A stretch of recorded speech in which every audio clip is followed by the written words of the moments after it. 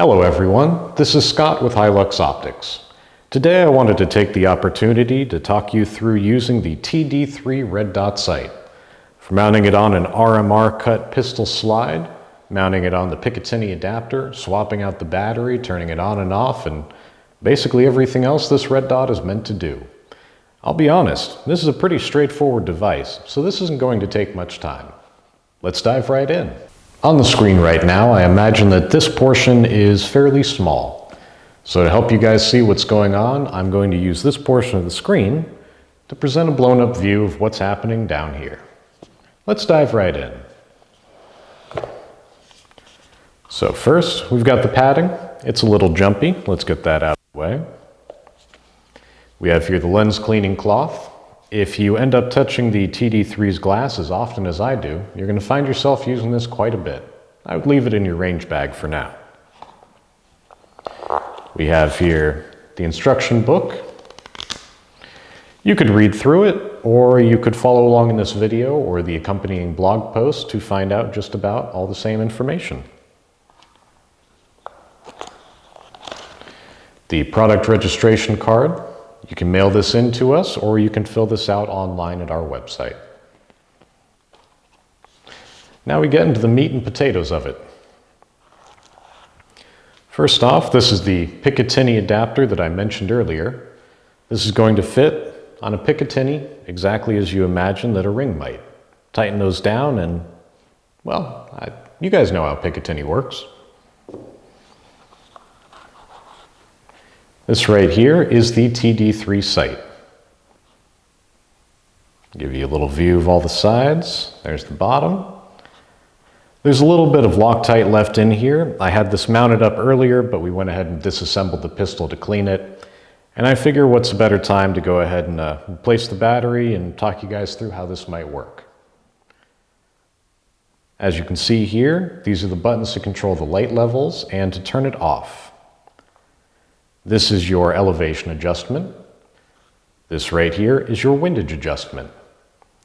The little divot in there can fit a flat-bladed screwdriver, like so, or it can fit the rim of a 9mm case. So if you happen to have this mounted on a Glock, you need to make a quick adjustment, rack your slide, grab around, do a few clicks, and off you go. Also in the box, you're going to find a little baggie of tools and screws. Let's set that aside. And the battery. This is a CR2032. It's a fairly common one. I figure you can find them just about anywhere. Let's get this out of the way. Now, I will say at the onset, one thing that we are not including, but which I have set aside here, are the screws that actually mount your red dot directly onto the slide itself. Simply put, there's a lot of slides out there, a lot of different screw sizes and lengths.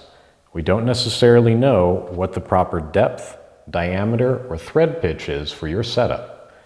I would advise you do research into your particular slide to find out what it is that's going to work for you. And definitely, double check the length on your screw. If it's too short or if it's too long, each can present its own difficulties. For this particular slide, we're using 440 screws to a length of just under a ½ inch.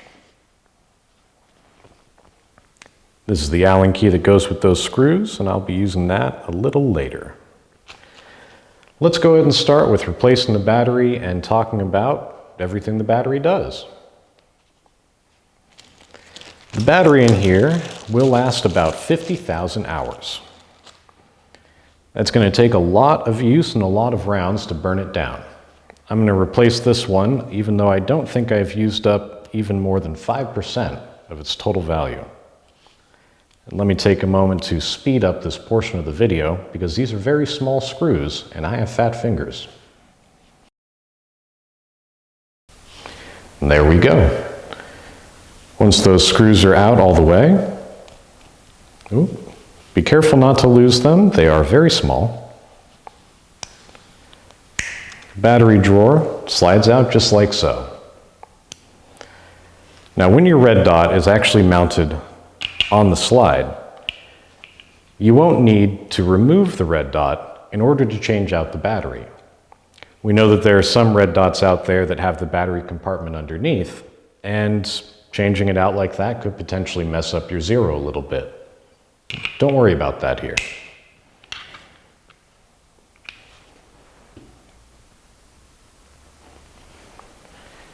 Now, this battery will fit into these clips, just like so, with the plus side up.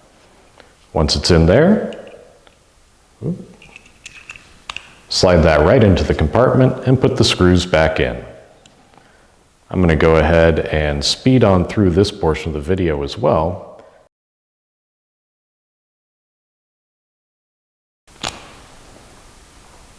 And there we have it. Over here on the left, you'll find the buttons that allow you to change the illumination levels or turn it off. In order to turn it off, hold either one of the buttons for 2 seconds. In order to turn it on or change the illumination levels, just start clicking whichever button you feel is appropriate. If you hit the limit on illumination, say you bring it all the way up to maximum and keep clicking plus, it's just going to flash a little bit to let you know that you've reached the limit. The red dot has an automatic sleeping cycle that'll turn on after a few minutes of inactivity. Say you set it down on your table, you go do something else, a few minutes later you come back, it's going to be in a sleep mode, which will stop when you pick it up and move it. If you have this handgun on your hip and you're walking around, that walking motion is going to keep this on for you. When you put it in the safe at night and you wait, let's say 4 hours, it's going to shut off completely automatically. After it falls asleep in the safe, in order to turn it on, all you need to do is tap one of those buttons again and you'll be good to go.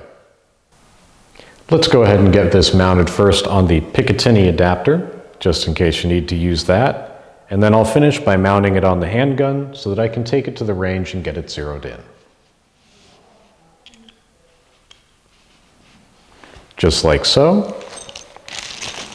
Now we're going to use the other tools that are in here. We have the screws that go through into the adapter,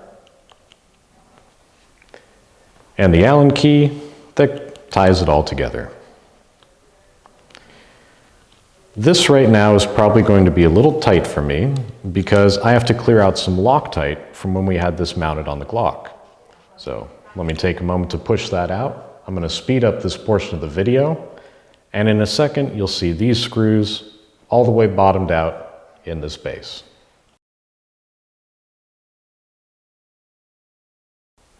And there we are.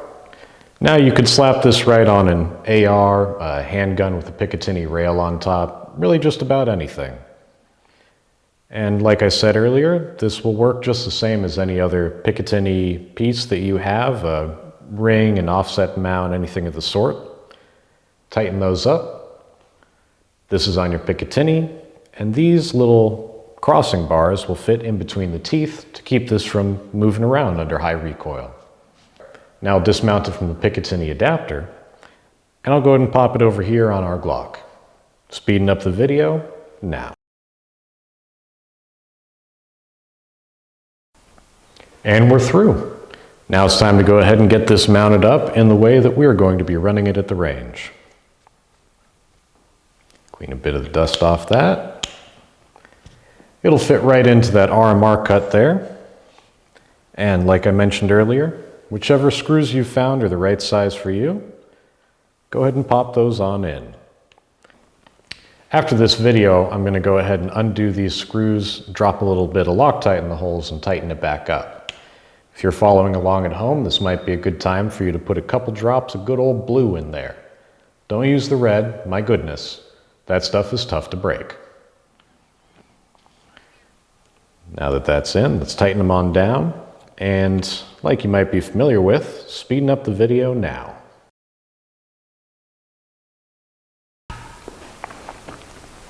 And there we have it.